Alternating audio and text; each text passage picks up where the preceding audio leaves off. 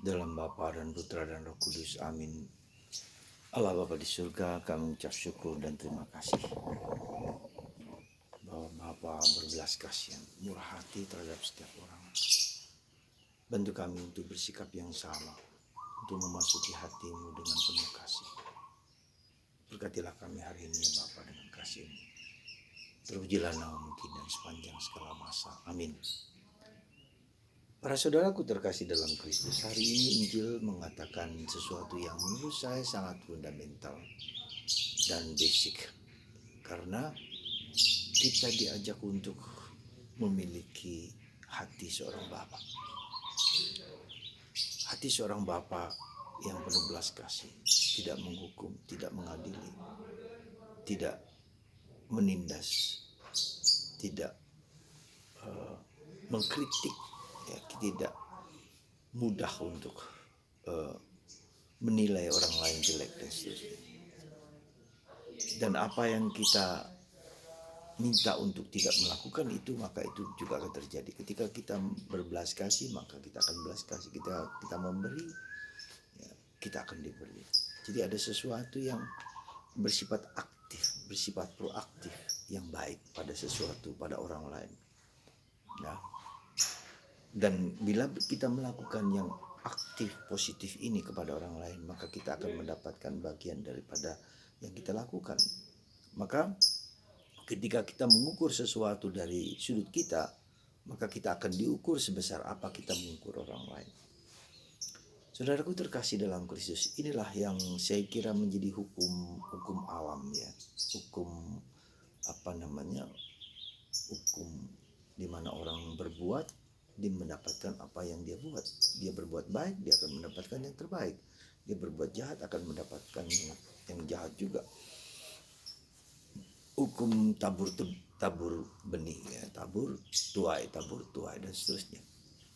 Dan ini hukum alam menurut saya, bukan sesuatu yang seolah-olah ada balas dendam, tidak. Jadi apa yang kita lakukan baik itu punya dampak yang akibat yang harus kita tanggung atau terima, entah itu positif entah itu negatif. Jadi ini hukum alam, ya. Ketika kita melempar sesuatu, maka sesuatu itu akan dilempar kepada kita sebesar apa yang kita lakukan. Maka di sini juga dengan hukum alam ini kita disadarkan supaya kita juga hati-hati dengan kata-kata kita, hati-hati dengan pikiran kita, hati-hati dengan maksud baik atau maksud jahat kita. Dan Tuhan tidak hanya melihat apa yang kelihatan, tapi apa yang di dalam. Maka itu pula yang apa yang dulu kita janjikan kepada orang lain, apa dulu yang kita lakukan, apa yang kita harapkan, perjanjian apa yang kita buat, entah kata-kata kita, perbuatan kita, itu akan berakibat pada kita.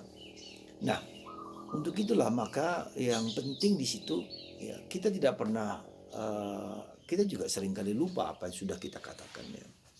Kita seringkali lupa juga apa yang kita pikirkan. Kita seringkali lupa juga akan apa yang kita bayangkan, entah itu baik entah itu buruk di masa lampau. Ya, nah disitulah kita menurut saya menurut saya bahwa kita terus memohon ampun, ya, atas segala dosa, kesalahan, kekurangan, keterbatasan kita. Mengapa kita harus mohon ampun? Karena kita tidak tahu dulu kita mengatakan apa, kita berbuat apa, ya.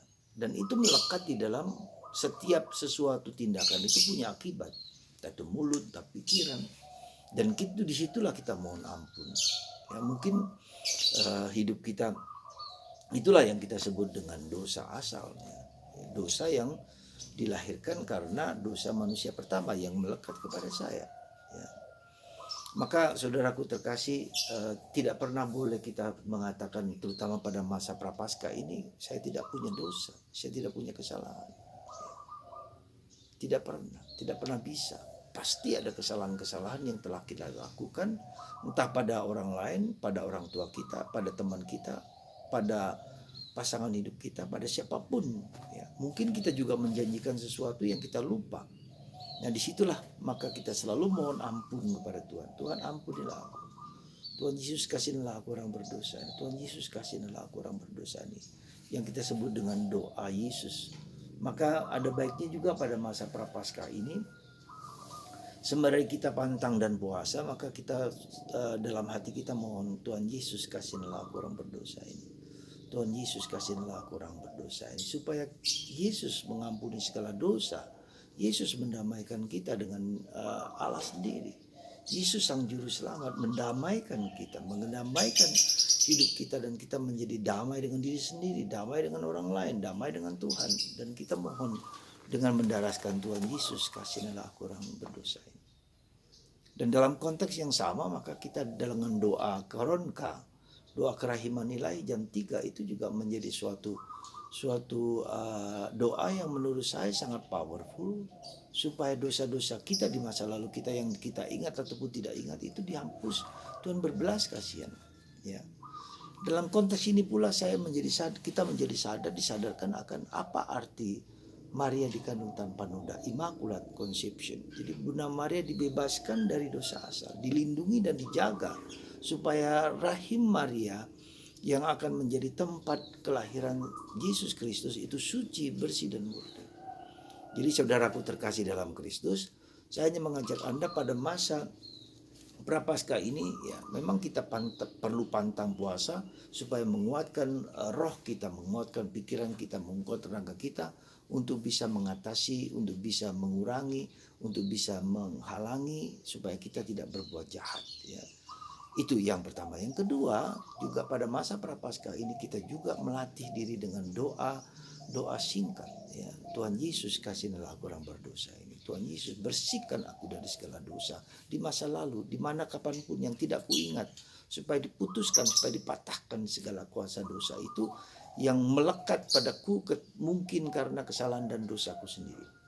Jadi para saudaraku terkasih dalam Kristus, mari kita mohon rahmat supaya kita tidak mudah menghakimi orang lain. Kenapa kita suka mengadili dan menghakimi orang lain? Karena kita sendiri tak jarang menghakimi diri sendiri. Karena kita sendiri mungkin di masa lalu buah dari akibat dosa-dosa kita, kita juga menghakimi, mengadili, menghukum orang lain. Ya.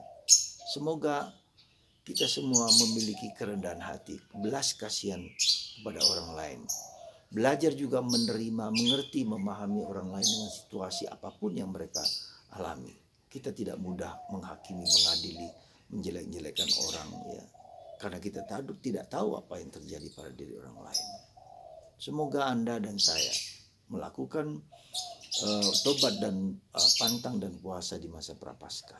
Tetapi juga mohon rahmat supaya dosa kita di masa lalu dihapuskan dengan mendaraskan doa singkat. Tuhan Yesus kasihinlah aku orang berdosa ini. Tuhan Yesus kasihinlah aku orang berdosa ini. Tuhan memberkati Anda semua dan memberkati kita semua. Dalam nama Bapa dan